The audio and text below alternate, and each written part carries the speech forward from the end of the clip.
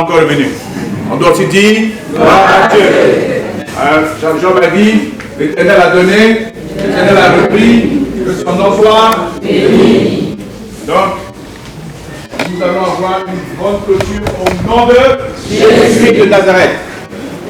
Vous allez souffler un peu aujourd'hui, la caméra, parce que comme il n'y a pas de micro, il faut qu'on bouge un peu pour que tout le monde soit servi.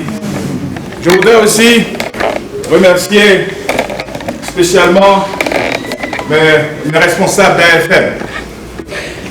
Vous voyez, pour que j'entreprenne ceci, vous ne devez pas vous douter que j'ai un soutien, n'est-ce pas? Ma femme et moi, nous avons un soutien. Et nous voulons dire merci à la sœur qui a prêché le message des enfants. Depuis ici, nous avons pu t'entendre.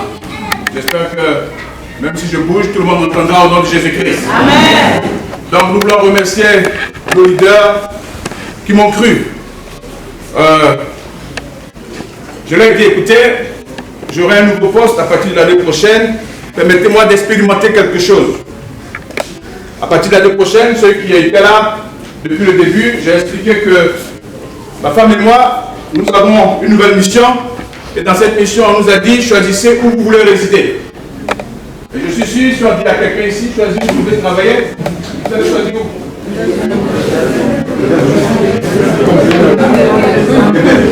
Alors, mais si on vous dit, vous pouvez choisir n'importe où dans le monde et puis résider, vous allez choisir où? Amen.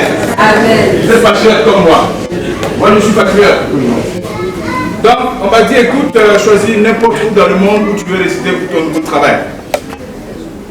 Vous savez, nos enfants sont encore mineurs. Notre fille sera majeure seulement l'année prochaine.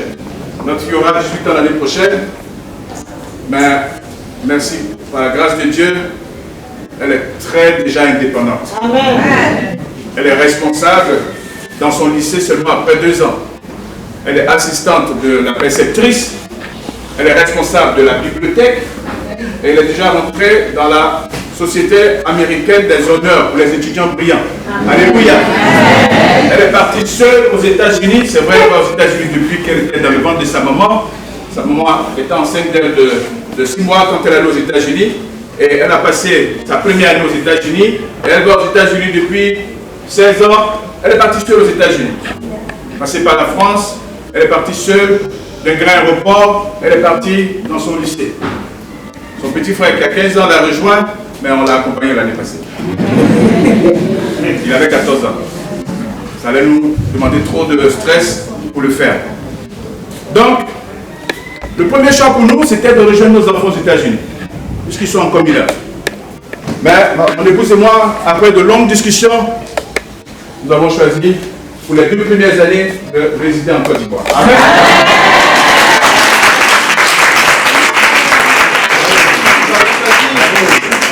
De venir soutenir la fédération.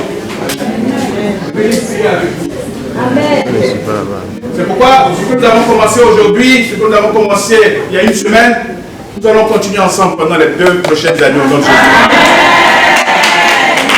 Et si la Côte d'Ivoire réussit, tous les autres pays. Vous savez, la fédération m'a dit que le budget de l'Union est soutenu à 51% par la fédération de Côte d'Ivoire, par la Côte d'Ivoire, 51%. Amen. Donc c'est la Côte d'Ivoire qui dirige l'Union du Sahel, l'Union Est du Sahel. Donc, si nous réussissons ceci, tous les autres pays pourront en profiter. Amen. Et je vous dis, certains pensent que c'est le premier endroit où nous faisons ça. Non. Pour ceux qui étaient là depuis 1 semaine, ce n'est pas le premier endroit. 2016, on était en Angleterre, avec l'Union, avec la division, avec la fédération. 2018, 19, encore en Angleterre, au Canada, aux États-Unis. On était au Nigeria, on était au Soudan. Alors, on a montré tous les documents qui montrent que l'Église adventiste encourage ce ministère de la délivrance. Tous les documents officiels, on a partagé avec les pasteurs qui étaient là. Depuis 1983, l'Église mondiale a pris des décisions. La doctrine de 2005 a suivi. C'est pourquoi les pasteurs, si vous êtes critiqués, c'est parce que les autres ne le savent pas encore. Ne vous fâchez pas. Montrez-les quoi? Les documents. Montrez-les documents. chaise est cassée. La chaise est cassée, désolé, il faut doubler. Il y a des chaises en bois. Donc, il faut juste leur montrer les documents. C'est pourquoi quand j'ai écrit à la fédération avec copie à l'union, j'ai mis les liens et la copie de tous les documents. Toutes les lettres d'invitation que j'ai reçues des divisions, des unions, j'ai tout mis en copie pour qu'ils regardent et qu'ils sachent que ce n'est pas Pasteur Baldé qui veut créer quelque chose. Alléluia. Amen. Je suis juste en train de dire à l'Église, pour ceux qui suivent les écrits académiques, cette doctrine qui a été votée depuis 2005, comment on la pratique. Et nous sommes en train de faire des propositions. Et je vous dis, l'une de mes propositions est sortie dans la revue pour les pasteurs dans le monde entier. Donc tous les pasteurs sont en train de suivre ce que Pasteur Baldé a proposé. Que nous soyons bénis au nom de Jésus-Christ. Amen.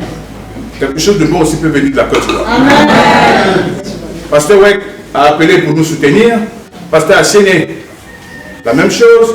Les grands frères, que Dieu vous bénisse. Amen. Pasteur Goncalou, merci beaucoup. Pasteur Docteur Obaya, merci pour ton soutien. Quand j'ai écrit au président de la division, il m'a répondu le même jour, là où c'était un président de fédération pour une semaine. C'était en plus de 3 mois. Le président de la division m'a répondu quand? Le même jour. Il a dit, Pasteur Baldé, merci de l'information. Je suis au courant. Nous allons communiquer avec les unions concernées et nous verrons comment elles peuvent participer et soutenir. On n'est pas dans la clandestinité. On est dans le légal ecclésial, le légal théologique et le légal historique. Amen. C'est pourquoi que vous partiez avec votre bénédiction ce matin. Il n'y a pas de courant, il y a courant. Vous serez bénis au nom de Jésus. Vous serez bénis au nom de Jésus. Je répète, il y a courant, il n'y a pas courant. Vous serez bénis au nom de Jésus. Approchez-vous et commencez à dire, Seigneur, augmente ma foi. Alors, certains m'ont dit, pasteur, qu'est-ce que tu penses de prier avec lui, de prier avec l'eau salée? Parce que ça commence à circuler dans l'église. On utilise de l'eau mélangée avec du sel et on se lave. Alors, qu'est-ce que nous avons répondu? Les enfants, si on vous dit de laver avec de l'eau salée, à minuit, vous allez dire quoi? Non. C'est vrai qu'il y a dans la Bible des textes qui montrent que le sel a été utilisé par certains prophètes pour faire des miracles. Mais pour le moment, nous n'enseignons pas cela et je ne pense pas que nos missiologues vont un jour conseiller cela. Amen. Nos missiologues travaillent en secret. Ça prend des années pour avoir certains départements comme MIFEM et ministère des Enfants, pour ceux qui savent depuis que l'église a été organisée et quand est-ce que ces départements ont été créés, ça a pris presque un siècle. Pour avoir le manuel de l'église, ça a pris presque 80 ans. Donc ça prendra du temps parce que notre église est structurée. Avant que les votes aillent aux sessions de la conférence générale tous les 5 ans, il y a des commissions qui travaillent. Mais grâce à Dieu, nous avons une doctrine. Croître en Christ. Ce n'est pas pour rien que c'est intitulé croître en Christ. Ça veut dire qu'il n'y a pas vrai ou il n'y a pas faux chrétien. Il y a seulement un chrétien qui est grand, c'est-à-dire qui est mature, et un chrétien qui n'est pas encore grand. C'est comme si vous dites, il y a des faux enfants, il y a des faux humains et des vrais humains. Non, il y a juste des humains qui sont encore enfants, et ensuite des humains qui sont matures, qui sont grands, qui peuvent procréer. Donc si vous lisez les documents que nous avons publiés, nous disons que ce n'est pas parce qu'un chrétien, il n'est pas encore mature pour avoir toute sa protection, que s'il est considéré, vous allez dire qu'il n'est pas chrétien. Tous ceux qui ont écrit ça, je l'ai écrit pour leur dire, est-ce que vous avez lu les documents officiels de l'Église? Certains n'étaient même pas au courant de ces documents officiels. Si l'Église dit qu'il y a la place pour le ministère de délivrance à l'Église, c'est pour dire que ça concerne ses membres. Si c'est dans le memento du pasteur, et c'est après les pratiques ecclésiales courantes comme la présentation des enfants et la dédicace des maisons, c'est pour dire que ce que le memento dit comme l'onction et la délivrance, ça concerne quoi? Les membres d'église. Il y a aussi le côté de mission que nous sommes en train de toucher. Simplement, nous sommes dans le côté ecclésial. Alléluia. Amen. En 2019, la conférence générale a organisé à Dubaï un programme pour tous ceux qui travaillent parmi les musulmans. Notre division, notre division était représentée par 16 délégués. 16. Tous les 3 administrateurs, docteur Kassoulé, qui était le responsable de mission globale, son département, le secrétariat, la communication, etc. 16 personnes de notre division. 9 divisions sur 13 étaient représentées. Nous étions environ 250. Nous étions 4 de AFM qui étaient représentés. Écoutez très bien ce que je vais vous dire. C'était la rencontre pour savoir comment partager notre témoignage aux frères musulmans. Et toutes les stratégies qui sont utilisées dans le monde entier ont été présentées.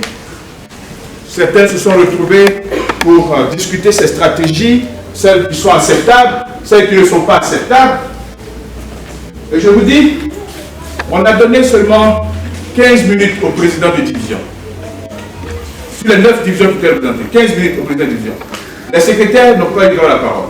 Les trésoriers n'ont pas eu droit à la parole. On a donné seulement 10 minutes au directeur de mission globale de division. Moi, j'ai eu 45 minutes.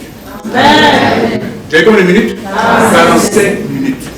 Parce que je travaille sur un projet de comment utiliser le ministère de la délivrance pour gagner les musulmans. C'est pour ça que je suis au Maroc. Amen. Frères et sœurs jeunes qui vous sentez appelés dans ce ministère, Dieu vous mènera sur des sommets sans que vous soyez des administrateurs au nom de Jésus. Amen. Je n'étais pas administrateur. Là où mon papa a eu seulement 15 minutes, moi j'ai eu 45. Amen. J'ai animé un comité. C'est pour ça le président du champ Soudan qui était là, après le comité, il m'a invité pour aller dans son champ. C'est du Soudan que j'arrive pour Didasco Abidjan. Alléluia. Je dis ça pour encourager tous ces jeunes pasteurs qui sont persécutés, qui ne sont pas encouragés, qui ne sont pas soutenus. Dans le message, nous allons voir que vous êtes des disciples de Christ. Amen. Soyez fermes. Dieu vous récompensera. Amen. Pasteur Messa, Pasteur Christian, Pasteur Tudjenou, Pasteur Guillaume, Pasteur Conan et tous les autres pasteurs qui nous ont aidés, merci pour votre soutien. Amen. Tous les anciens qui nous ont aidés, que Dieu vous bénisse. Amen. Nous étions débordés. Ces frères et sœurs étaient là chaque jour. Plus de 50 cas que nous avons gérés, où des esprits se sont vraiment manifestés, de différents degrés. On a encore même des cas, on n'a pas fini.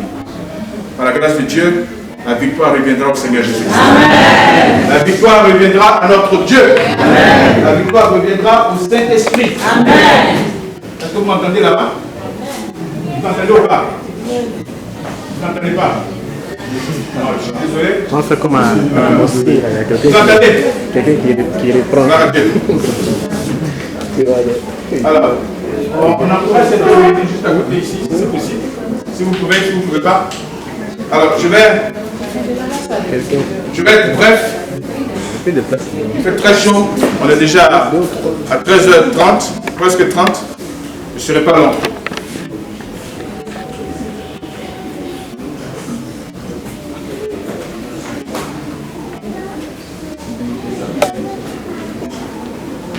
Le titre du message,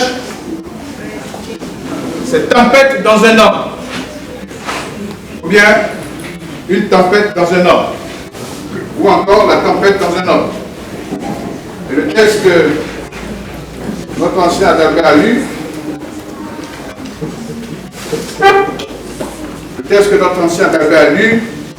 ce texte nous déjà présente le contexte. Amen. Alors, je repose la question. C'est quoi le titre du message? La tempête dans un homme. Il y a une tempête dans un homme. Généralement, une tempête est une violente tourmente atmosphérique, en particulier sur la mer. Le synonyme, c'est cyclone, c'est boursac, c'est ouragan, c'est tornade, c'est typhon. Et chaque tempête reçoit un nom. On ne va pas perdre le temps, commencer à réfléchir à certains noms de tempêtes. que le monde nous a donné récemment. La tempête correspond à un événement météorologique violent. Elle est caractérisée par des vents forts, souvent accompagnés de précipitations intenses. Et les tempêtes se forment quand un air chaud au bord océanique ou en bordure océanique rencontre un air froid sur la Terre. Donc c'est un phénomène climatologique où un vent chaud qui vient de l'océan rencontre un vent froid qui vient de la Terre. Donc quand ce vent chaud et ce vent froid se rencontrent, ça crée une tempête. Dans Genèse chapitre 1, verset 4, on dit, et il se leva sur la mer une grande tempête. Le navire menaçait de faire naufrage. Et vous avez plusieurs textes dans la Bible où on parle de tempête. Dans Actes chapitre 27, le verset 18, Paul nous dit, quand nous étions violemment battus par la tempête, le lendemain, on jeta la cargaison à mer. Donc ça, c'est le premier sens des tempêtes. Tu souffres. Mais la tempête aussi peut prendre une autre connotation. Le premier sens, c'est ce qui se passe sur la mer, dans l'eau. Mais la tempête peut être aussi une explosion subite et violente de quelque chose. Par exemple, une tempête d'injures. Quelqu'un tempête chez toi. Ça aussi, c'est une tempête. Et là, la personne est en proie au désarroi, la confusion, trouble moral impliquant l'indécision, l'anxiété. On se rapproche de notre tempête, n'est-ce pas? La tempête de l'homme dont on parle dans la Bible.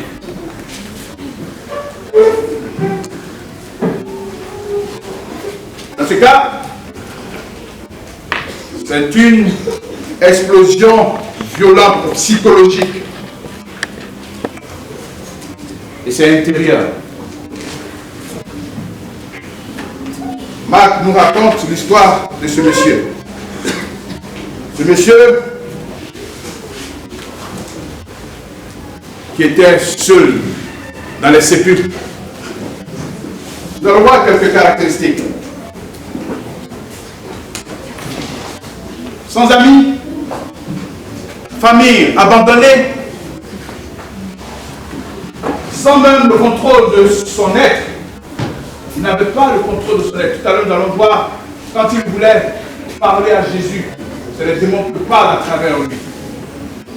Ellen White dit qu'il a vu en Jésus-Christ quelqu'un qui pouvait le sauver. Que les gens voient en vous le disciple de Jésus qui peut les secourir. Quand il a vu Jésus, son cœur interne disait, voilà quelqu'un qui peut me sauver. Parce que les esprits en lui ont commencé à être tourmentés. Frères et sœurs, nous devons être la lumière. Nous devons être quoi? Le sel. Le sel de la terre. Partout où nous allons, nous devons apporter de la saveur et non de l'amertume. Nous devons apporter de la lumière, faire dissiper les ténèbres. Notre présence nous réconforte et non divise, crée des tensions et des querelles. Nous avons eu des tensions, nous avons eu des incompréhensions, mais Satan a été vaincu au nom de Jésus-Christ. Et je vous dis, ce ministère est tellement délicat que tout ce qui va venir de ce ministère, ils vont demander, montre-nous où c'est écrit dans la Bible. Montre-nous où c'est écrit dans la Bible. Pourtant, pour baptiser, on lève la main. Vous pouvez montrer où la Bible dit de lever la main pour baptiser? Ça n'existe pas dans la Bible. Dans la Bible, c'est toi-même qui te plonge. Mais nous avons développé une théologie.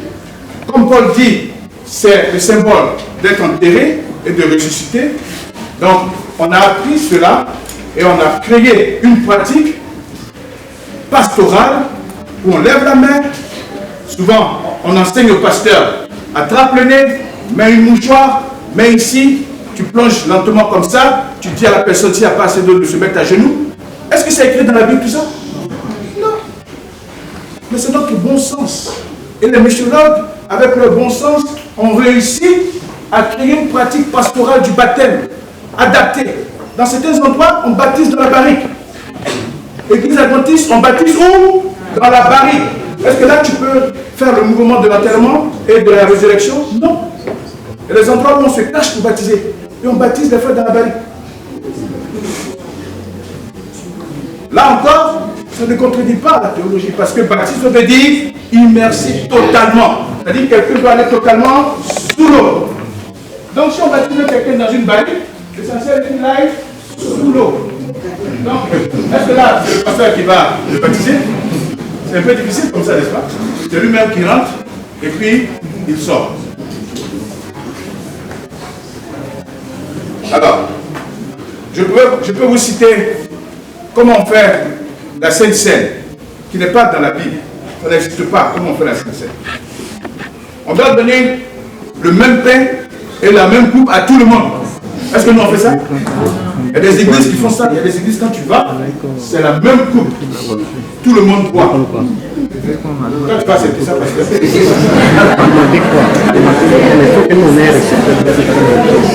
vont accepter ça. Les pères vont accepter de boire dans la même coupe. Non, c'est ça qui est biblique. Dans la même coupe, tout le monde doit boire. Pourquoi nous, on a des petits verres pour tout le monde? Est-ce que ça, c'est la Bible? C'est pas la Bible. Vous comprenez? Donc, nous sommes en train de faire des suggestions, le département de mission. Nous sommes en train de faire des suggestions. Et on a partagé avec vous ici nos suggestions, comment faire la délivrance. C'est publié depuis 2015, ça fait le tour du monde. Et souvent, je dis avec mes collègues, ils ne croient pas en ce ministère, ils ont peur. Ils ont peur parce qu'ils n'ont pas une vie saine. Ils ont peur que les démons les exposent. Quand j'étais en France en 2019, il y a un démon qui a commencé à exposer tout le monde. Il a commencé à dire la vie. Toi, on a eu des démons ici qui ont commencé à parler. Je ne vais pas partir parce qu'ici, là, c'est chez moi. Il dit, toi, tu oses. Il a commencé à parler sur le gars est sorti. Toi. Quand je suis arrivé, j'ai vu que tout le monde était terrorisé. Beaucoup de pasteurs ici ont appris aux démons, ils ont appris à dire aux démons, tais-toi. Et le démon se tait. Couche-toi, lève-toi. Et le démon obéit au nom de Jésus. Je suis rentré dans la salle, j'ai vu qu'il faisait le tour de tout le monde.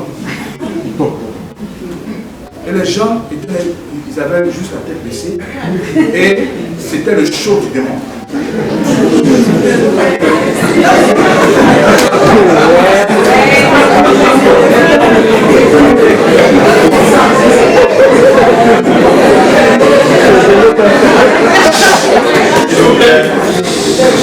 On lui a dit, au nom de Jésus-Christ de Nazareth, tais-toi. Et il s'est tué, il n'a même plus parlé. Frères et sœurs, tout le monde doit pouvoir dire à un démon, tais-toi. C'est pour ça que nous sommes en train de faire le tour du monde pour former les pasteurs, pour former les anciens. Vous voyez, les gens ont dit, pourquoi c'est un pasteur qui va faire le tour du monde pour faire ça? Pourquoi c'est des pasteurs qui vont aller prêcher l'évangile dans d'autres villes alors qu'on a des anciens consacrés là-bas? Pourquoi?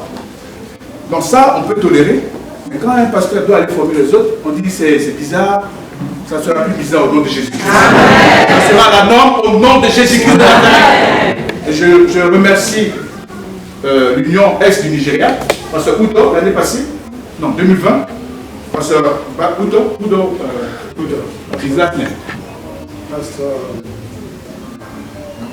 Udo, bon. Pasteur Udo, le président de l'Union qui nous a invités, il a dit, Pasteur Badé, Udo. Il a dit, Pasteur Badé, on fait la délivrance sur le site de la campagne. On fait la campagne, après on fait la délivrance. Parce que ces gens que nous baptisons, qui viennent dans nos églises, et ils voient que l'église ne s'occupe pas de leurs problèmes de sorcellerie, ils s'en vont. Ils s'en vont. Aujourd'hui, ils ne partiront plus au nom de Jésus-Christ. Ils ne partiront plus au nom de Jésus-Christ. Nos pasteurs parleront régulièrement de la délivrance, de comment avoir la victoire sur les attaques. On va faire ça. Si Dieu nous donne longue vie, jusqu'à ce qu'on prenne notre retraite. On a déjà préparé la relève. On a des jeunes pasteurs qui se forment dans le monde entier. Maîtrise, licence, doctorat, dans ce domaine. Des gens même que je ne connais pas. Ils citent mes articles en espagnol. dans des universités publiques. Je dis gloire à Dieu. Amen. Que Dieu aussi vous utilise pour faire avancer ce ministère. Ce monsieur donc était seul. Des frères et sœurs viennent avec leurs problèmes, ils se retrouvent seuls. Le pasteur ne comprend même pas leur langage. Je suis maltraité par les sorciers. Non, quand on est chrétien, on n'est pas maltraité par les sorciers. Croire en Christ parle de la croissance. Si toi tu es arrivé, tu es mature déjà, et que les sorciers ne peuvent pas te toucher, aide ton membre à devenir aussi mature pour que les sorciers ne le touchent pas. Donc on ne dit pas non, quand les chrétiens n'est pas touchés par les sorciers, non. Et les chrétiens qui ne sont pas encore dans la maturité, croire en Christ, growing in Christ, that's what it means, c'est ce que ça veut dire. C'est pas parce que quelqu'un est affecté par un démon qu'il est un moins chrétien, un faux chrétien. C'est des adjectifs que Paul a utilisés, mais on n'est pas des disciples de Paul. On est des disciples de qui? De Christ. Et si vous voyez toutes les confusions qu'il y a dans l'Église, c'est les mauvaises interprétations des écrits de qui? De Paul. Alors, c'est pourquoi, pour ce monsieur rejeté par la société, abandonné, Jésus montre pourquoi il est venu. Alléluia. Et nous, ses disciples, nous devons aussi montrer pourquoi nous sommes disciples de Christ. Dans 1 Jean chapitre 3, le verset 8, il dit celui qui pêche est du diable, car le diable pêche dès le commencement. Le Fils de Dieu a apparu afin de détruire les œuvres du diable. 1 Jean chapitre 3, le verset 8. Pourquoi Jésus est apparu?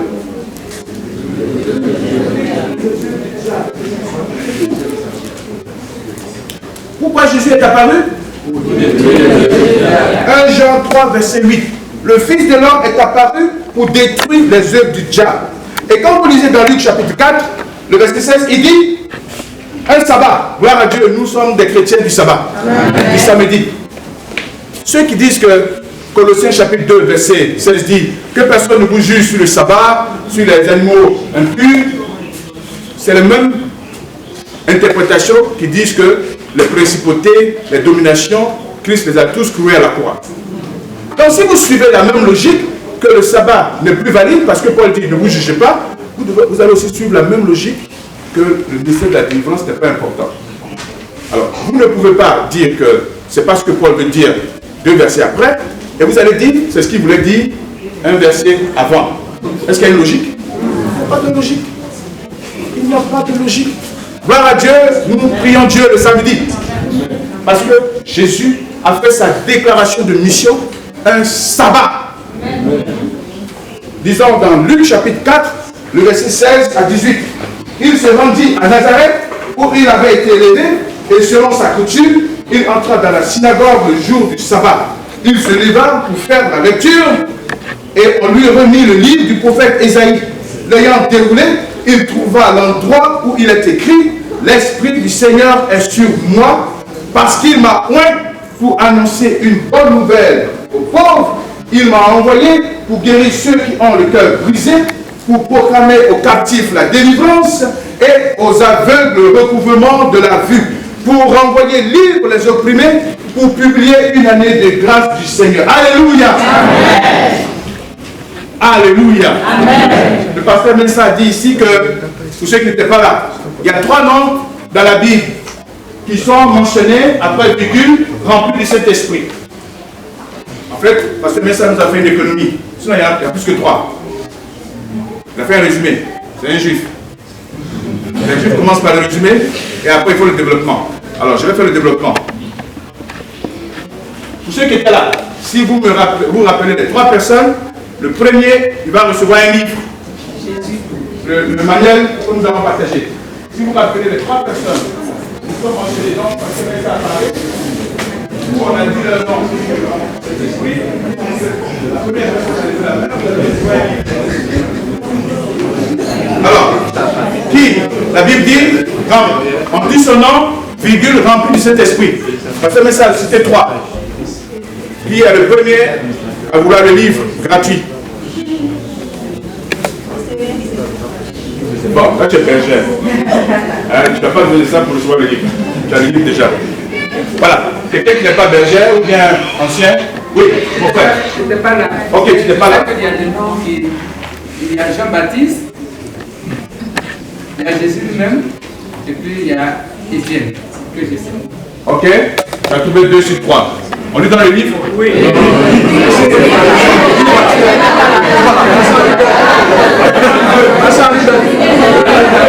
Ok. On lit dans les livres parce qu'il n'était pas là. Il n'était pas là, il a trouvé 2 sur 3. Mon frère, que Dieu te bénisse.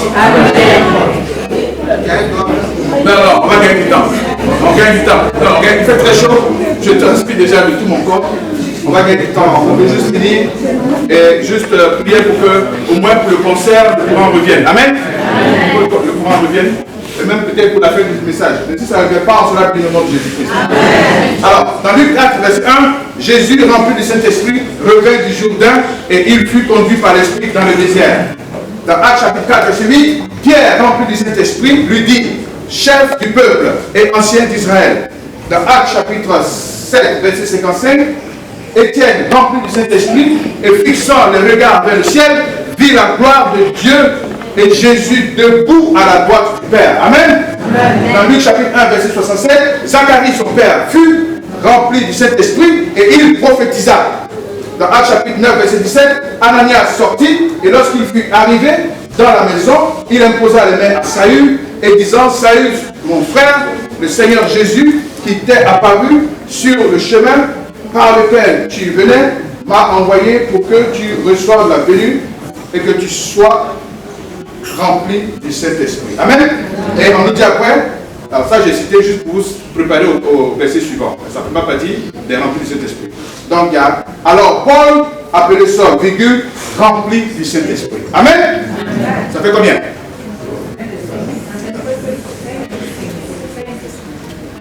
Ça fait combien? Jésus, Pierre, Étienne, Zacharie et Paul. Ça fait combien? Ça fait combien? 5 personnes. Frères et sœurs, comme Pasteur Messa l'avait dit, que ça s'applique aussi à toi au nom de Jésus-Christ. Comment tu t'appelles, Pasteur? Que Jésus dit, Sœur Yolande, virgule, remplie du Saint-Esprit. Amen. Dites votre nom. Dites votre nom maintenant. Virgule. Je me lève, je dis Michel, rempli du Saint-Esprit. Et regardez ce qui se passe quand on est rempli du Saint-Esprit. Actes chapitre 10, verset 38. Vous savez comment Dieu a oint du Saint-Esprit et de force Jésus de Nazareth, qui allait de lieu en lieu, faisant du bien et guérissant tous ceux qui étaient sous l'empire du diable, car Dieu était avec lui. Amen. Amen. Comment Dieu a oint du Saint-Esprit et de force Jésus de Nazareth. Quand on est rempli du Saint-Esprit, on prend autorité sur ses finances au nom de Jésus. Amen. On fait quoi? On prend autorité sur ses finances. Quand on est rempli du Saint-Esprit, on ne fait pas des dépenses imprévues. Vous savez, des étudiants à Harvard, l'une des grandes universités du monde, ont dit que tout le monde vit 20% au-dessus de ses revenus. Ça veut dire quoi? Que même le président de la salle, qu'on considère riche, il a besoin de 20% de plus. Citez tous les riches que vous voulez. Bill Gates, celui qui a Tesla, comment il s'appelle? Quoi? Elon Musk. Dangote en Afrique. Tous les riches. L'étude dit que tout le monde a besoin de 20% en plus. Ça dit même si Dieu te donne 10 millions aujourd'hui, 20% de 10 millions, ça fait combien? Hein? Ça veut dire que tes dépenses seront 12 millions. Est-ce que ça va suffire tes 10 millions? Les 10 millions suffiront. Et si Dieu te donne les 12 millions, 20% en plus. C'est des experts qui ont fait l'étude. Ne pensez pas que quand vous allez avoir... Bon, comme il fait chaud, je ne vais pas rentrer dans les détails.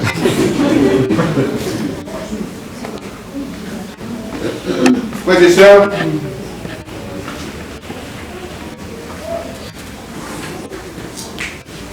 quand vous vous trouvez seul, vous vous trouvez dans le désespoir, sans repos, sans sommeil, à cause de vos problèmes. Il y a des gens qui n'arrivent pas à dormir à cause de leurs problèmes. Comme ce monsieur, qui n'était pas tranquille dans son esprit, qui utilisait des pierres pour se gratter, qui utilisait des pierres pour satisfaire ses démangeaisons. La Bible nous dit, dans Marc chapitre 5, verset 5, il était sans cesse nuit et jour dans les sépulcres et sur les montagnes, criant et se meurtrissant avec des pierres. Oh, frères et sœurs, certains ici sont sans repos, sans sommeil. Certains n'ont plus d'amis, plus de famille, plus d'espoir. Si l'un des noms cités vous concerne, le message ce matin est pour vous. Sans amis, sans espoir, seul, pas d'avenir, isolé. Et pour certains, le pire c'est qu'ils sont dans cette situation de possession. Des esprits qui perturbent leur projet. On a vu des frères et sœurs ici qui disent, pasteur, je ne comprends pas. Pasteur, je ne comprends pas. Je suis brillant. Je donne des conseils aux autres. Mais quand c'est mon tour, ça s'écroule.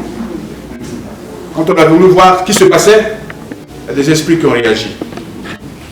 Certains sont possédés sans même le savoir. C'est quand l'esprit réagit qu'ils sont étonnés.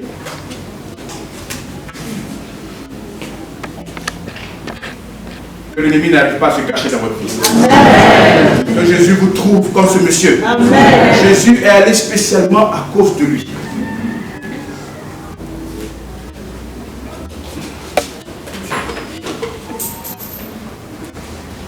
Dans Matthieu chapitre 8 et les autres textes de Marc chapitre 4, on voit pourquoi Jésus va dans cette direction. Alléluia. Mais à cause du temps,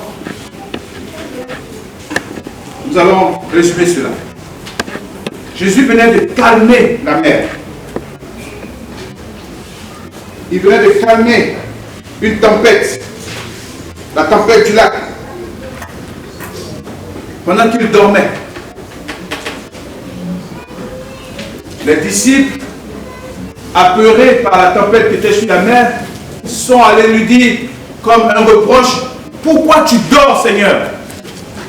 Ne vois-tu pas que nous périssons? Marc chapitre 4, verset 38. Il lui dit, lui qui dormait à la poupe, après l'avoir réveillé, Maître, ne t'inquiètes-tu pas que nous périssons? Et beaucoup ici disent, pasteur, je suis fatigué. Dieu m'a oublié. Dieu ne me voit plus. Certains ont dit, Seigneur, comment tu peux permettre cela? Comment tu peux laisser l'adversaire danser, se réjouir? Comment tu peux laisser l'ennemi se réjouir dans la vie contre tes enfants? Comment tu peux laisser Satan jubiler? On n'est pas mieux que ces disciples qui ont dit, Maître, ne t'inquiètes-tu pas? Lorsque les tempêtes de la vie s'abattent autour de nous, nous accusons souvent Dieu de ne rien faire, de dormir à son poste.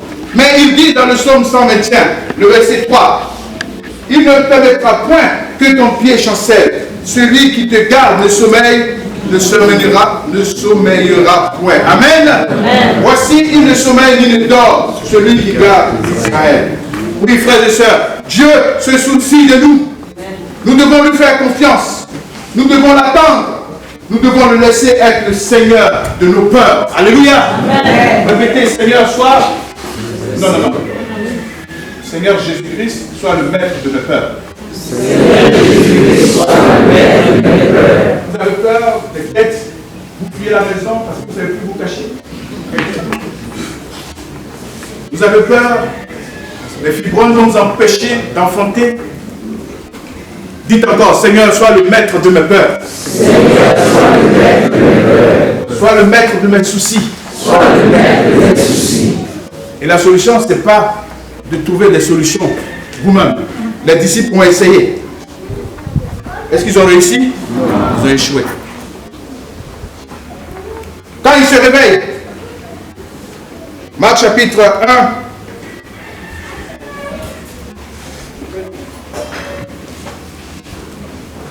est-ce que c'est Marc chapitre 1? 4. Il dit, tais-toi. Il menace la mer. Amen. Il menace la mer. Et qu'est-ce qu'il a dit? Marc chapitre 4, verset 40. Comment n'avez-vous point de foi? Non, il dit d'abord, pourquoi avez-vous ainsi peur? Comment n'avez-vous point de foi? Il menace la tempête. Et je vous dis, quand il dit silence, tais-toi, c'est le même mot qu'il a utilisé dans Marc chapitre 1, le verset 25. Quand il a dit au démon, tais-toi. Donc, il personnifie la tempête. Amen. Amen. Jésus personnifie votre problème. Il va dire, oh, si votre foi bouge ce matin, si votre foi bouge ce matin, il dira, pauvreté dans la vie de mon frère. Tais-toi. Amen. Noir qui terrorise ma fille, tais-toi. Et dans le noir, tu verras les anges de Dieu. Tu verras la gloire de Dieu dans le noir. Si vous voyez des êtres abominables dans le noir, fermez les yeux encore. Et dites, Seigneur, vous, mais je suis protecteur.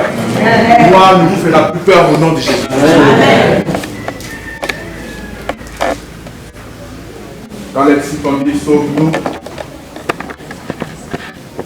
il ne les a pas accusés d'abord. Alléluia. Amen. Il ne les a pas accusés d'abord. Donc Jésus préparait ce qu'il allait faire pour l'homme qui avait la tempête dans son corps. Quand il a apaisé la tempête, qui a été causée par des démons sur le lac, il n'a pas accusé ses disciples. Il a d'abord calmé la tempête, ensuite il les a repris. Il n'est pas comme un père humain. Dieu vous sait pourquoi? D'abord. C'est pourquoi faisons-lui confiance. Nous allons passer aux leçons. Juste 4 leçons. Mais avant cela, l'esprit de prophétie nous dit que ce monsieur qui avait la tempête dans sa vie était la cause de cette tempête. Il avait fait de mauvais choix. Il était dans de mauvais endroits. Qu'est-ce que j'ai dit? Le monsieur était la cause de sa propre tempête. Il pouvait être dans les tombes, il pouvait être enchaîné, c'était sa faute. Un mauvais choix, une mauvaise fréquentation. Et quand Jésus arrive auprès de lui, il veut dire, Seigneur, sauve-moi. Mais c'est les démons qui parlent à travers lui. Que Dieu ait pitié de vous. Amen. Quand cette faiblesse domine même votre volonté, que Dieu ait pitié de nous. Amen. Oui, frères et sœurs, cet homme avait l'aide si proche et pourtant si loin.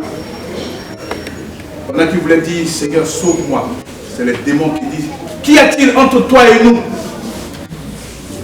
Et souvent, Satan fait la même chose. Quand vous voulez vous concentrer pour prier pour une situation, quand vous voulez veiller, quand vous voulez chercher la face de Dieu, des situations désastreuses. Vous voyez, si on avait le micro, je n'aurais pas eu besoin de trop me déplacer. Tout le monde m'attend de loin. Mais il est vaincu. Ceux qui ont besoin de ce message l'entendront au nom de Jésus. Amen.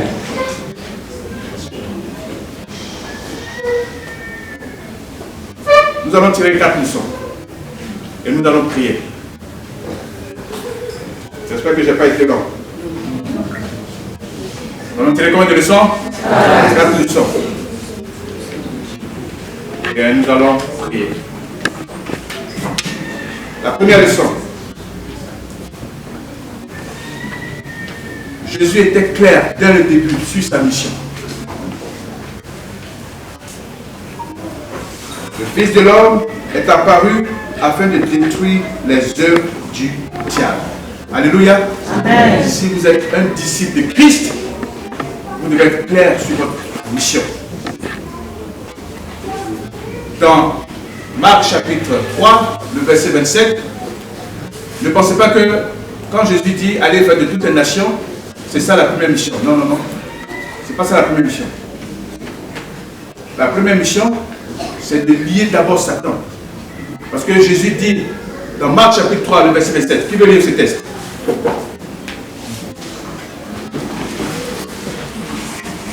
Qui veut lire ce texte? Marc chapitre 3, verset 27. Personne ne peut entrer dans la maison d'un homme fort et piller ses biens sans avoir auparavant lié cet homme fort. Alors il pillera sa maison. Très bien. Donc, beaucoup m'ont dit non, la première mission c'est d'aller prêcher. Non, non, non, non, non, non. Quand vous allez prêcher, vous allez arracher des gens des ténèbres à quoi? À la lumière. Vous arrachez des gens de l'ignorance à la connaissance en Jésus-Christ. Nous avons vu pendant le cours du sabbat, c'est quoi l'évangile? Cette bonne nouvelle. Donc Jésus dit non, non, non, vous ne pouvez pas arracher les gens sans lier d'abord qui? Satan. Donc la première mission pour la prédication, c'est de lier d'abord Satan. Quand vous commencez à prier pour une campagne d'évangélisation, vous avez commencé la mission. Avant même d'aller prêcher, vous avez commencé à consacrer le site, à demander aux anges de Dieu d'amener les âmes qui sont liées. C'est ça la première mission. Ce n'est pas quand on commence à prêcher. C'est quand on commence à secouer le royaume de Satan. C'est ça la première mission. Maintenant, prêcher, quand vous avez attaché Satan, vous pouvez aller prendre ses objets préférés. C'est bien. C'est ça la première mission. Deuxième leçon.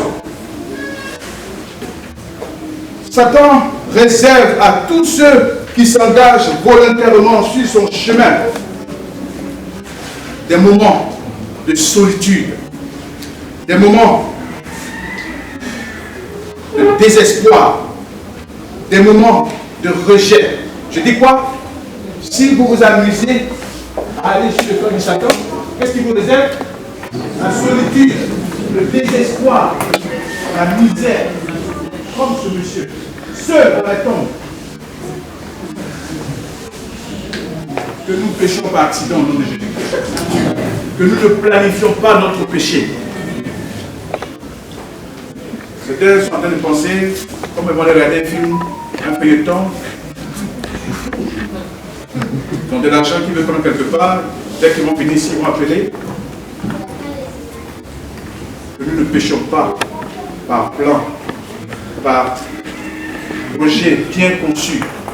Satan, quel que soit le bien qu'il vous promet, la fin, c'est l'amertume, la désolation.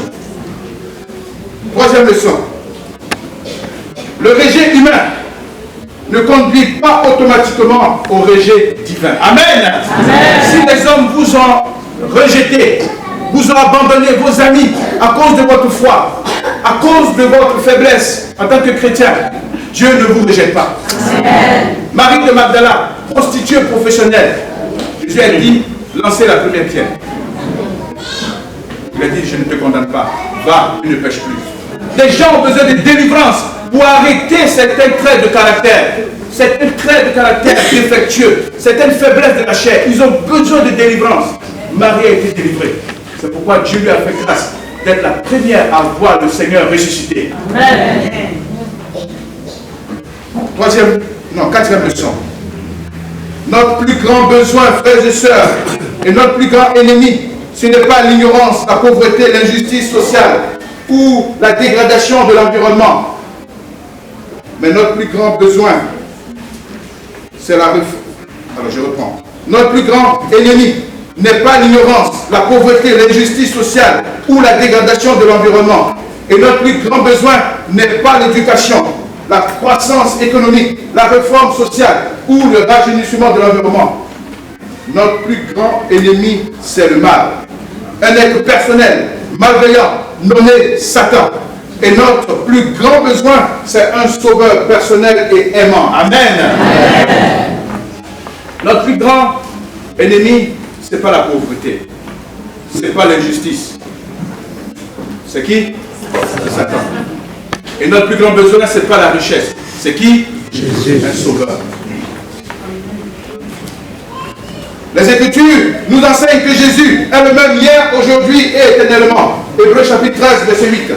Et parce qu'il a reçu tout pouvoir, Matthieu chapitre 28, verset 18, il peut sauver à tout jamais ceux qui s'approchent de lui par la foi. Si tu crois, lève-toi mon frère, lève-toi ma soeur. Si tu crois que Jésus peut te libérer, peut te délivrer, peut te sécuriser, quelles que soient les dettes qui te coupent, quelle que soit la situation de ton foyer, si tu crois que Jésus peut changer la donne, parle de qui? Parle à qui? Parle au Seigneur Jésus ce matin.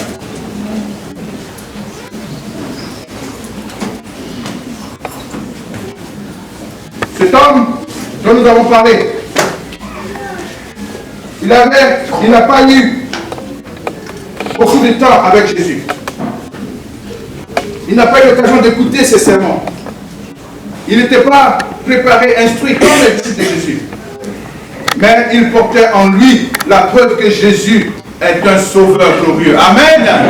Que tu portes en toi la preuve que ton Seigneur est un sauveur glorieux, merveilleux, tout-puissant, exalté, au-dessus de tout autre pouvoir. Que tu portes cette preuve, que ton foyer porte cette preuve, que tes finances portent cette preuve au nom de Jésus-Christ de Nazareth.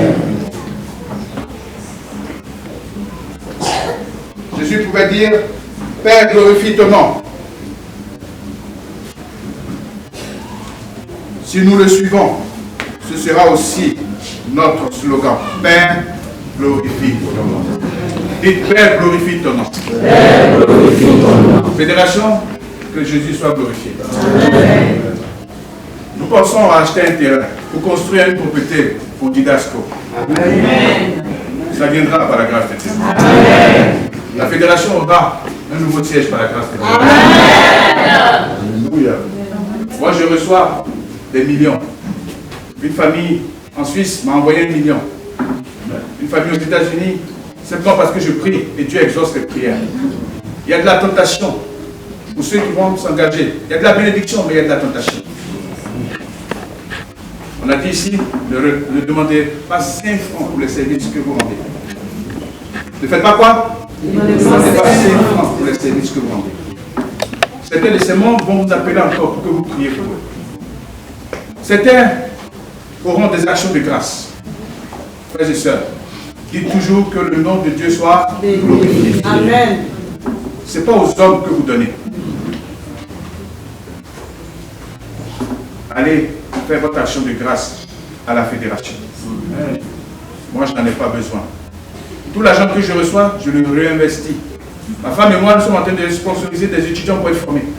Nous voulons aussi le faire en Côte d'Ivoire. Amen. Pasteur Christian, c'est notre fils que j'ai baptisé. Nous avons envoyé être formé au Ghana. Pasteur Toudonou, c'est notre fils que j'ai baptisé. Nous avons envoyé être formé au Nigeria. Nous avons un qui est encore là-bas cette année. Il y a un autre qui va partir en septembre. Nous voulons aussi envoyer des gens se faire former en Côte d'Ivoire. Quand Dieu vous visitera, prenez d'abord cet argent et dites que le nom de Dieu soit glorifié. Les commandements de Dieu.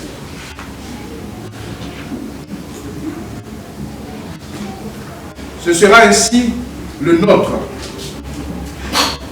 Si nous marchons aussi comme Jésus a marché. Et Jésus dit, à ceci nous reconnaissons que nous l'avons connu, si nous gardons ses commandements. Nous allons prier encore pour terminer Didasco pour tous les cas possibles. Mais d'abord, faites votre prière silencieuse. Que le Seigneur vous voit là où vous êtes. Comme il est allé à Gadagara, après la tempête sur la mer, qu'il vienne apaiser la tempête dans votre vie au nom de Jésus-Christ. La tempête dans votre foyer, dans vos finances, dans votre ministère, qu'il vienne l'apaiser. Ce monsieur, bien qu'il ne puisse pas parler, Dieu voyait son cœur. Que Dieu voit votre cœur. Même si les hommes vous ont rejeté, certains critiquent. Pourquoi tu es allé ici? Pourquoi tu es allé là? Tant que c'est adventiste, vous allez être là-bas au nom de Jésus. Amen. Ceux qui n'ont pas le courage de m'appeler pour dire, Pasteur Badé, on n'est pas d'accord avec toi, c'est leur problème. Parce que moi, je prends mon téléphone, je les appelle. suis pas d'accord avec ça. Je suis pas d'accord avec ça. Ceux qui ne veulent pas m'appeler en face, c'est leur problème. Mais si vous avez besoin de pasteurs pour vous suivre, pour continuer à prier pour vous, les pasteurs sont disponibles. Amen. Vous serez une bénédiction pour eux. Quand ils prieront pour vous. Vous serez une bénédiction pour les pasteurs. Excusez-moi, j'ai commencé à baisser la voix. Commencez à dire, Seigneur, que ton nom soit glorifié. Que tu appelles la tempête dans ma vie. Dans les finances, dans mon mariage. Dieu voit votre cœur. Et ce matin, cet après-midi, quelqu'un sera visité par l'Esprit Saint. Quelqu'un recevra cette onction du Saint-Esprit. Prions le Seigneur.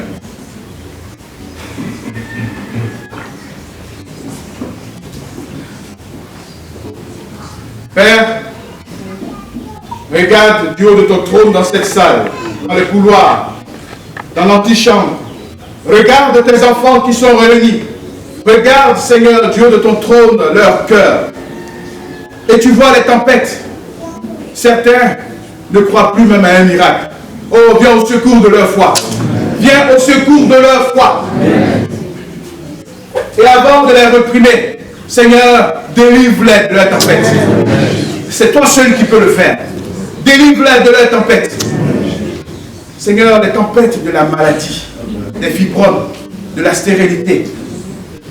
Seigneur, que ton esprit qui a vu des cœurs disposés vienne maintenant prendre le contrôle.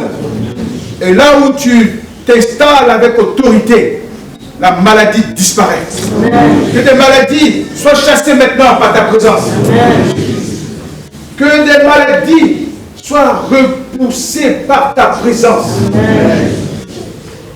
Seigneur, touche tes enfants qui ne croient plus vraiment qu'il y a encore de l'espoir pour eux. Touche-les et rassure-les que ta main est levée. Cette main qui a dit à la mère, tais-toi. Cette main est levée cet après-midi.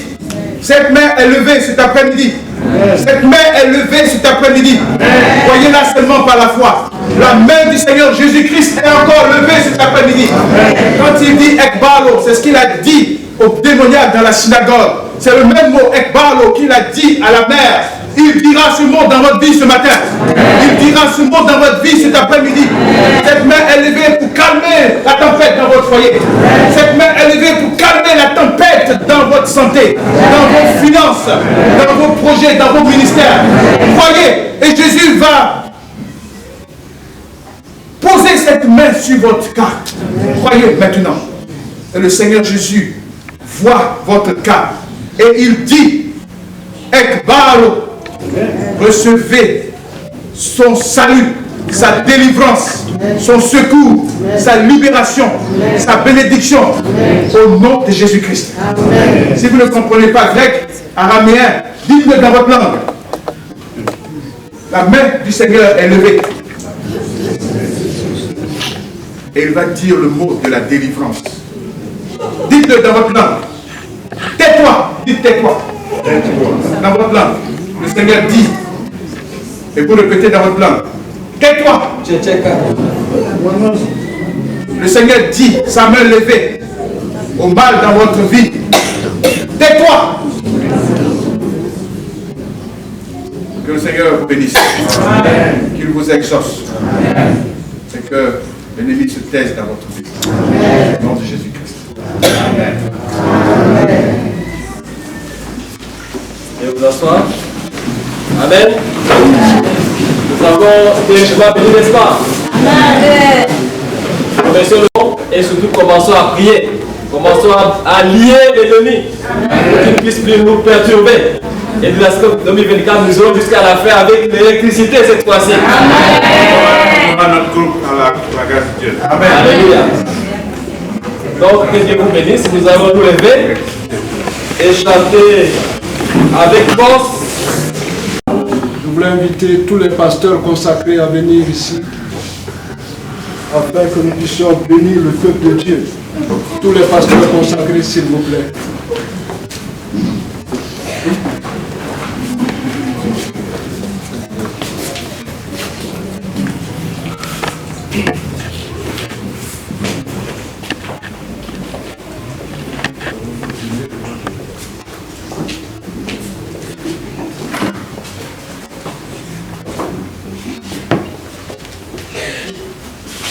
Notre Père, notre Dieu, que ton nom soit sanctifié, que ton règne vienne.